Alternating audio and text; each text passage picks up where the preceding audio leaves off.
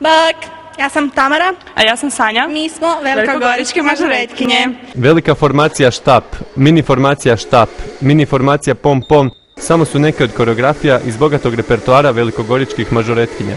Redoviti treninzi svakog vikenda održavaju se u osnovnoj školi Nikole Hribara i srednjoškolskom centru.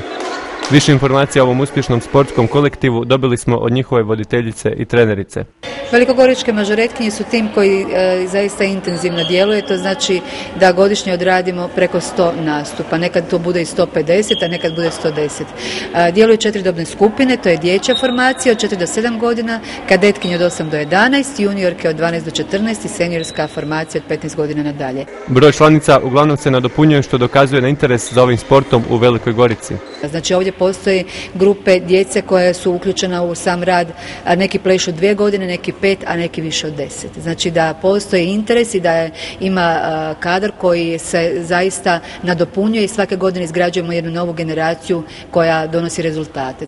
Uz kvalitetan rad i trening, riznica medalja velikogoričkih mažoretkinja nedvojbeno će biti sve